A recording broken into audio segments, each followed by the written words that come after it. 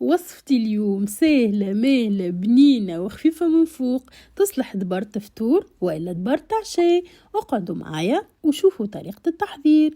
خذيت 6 كعبات جنارية، كيبة بطاطا وكعبتين سفنارية، غسلتهم مليح، حطيتهم يتفوروا، قصيتهم جيدين، زدت عليهم كيبة طماطم نحيت لها الزريحة متاعها، رس بصل صغير أحمر قصيتهم جيدين كيف كيف، ربطة متاع معدنوس مغسولة مليح مليح ومغسوسة جيدة. بالنسبة للتفويح زيت زيتونة، ملح، فلفل أكحل، عصرة متاع شطر كعبة قارص، خاطر السلطة هذه راهي تحب برشا القارص، خاصة القنارية راهي تحب برشا قارص.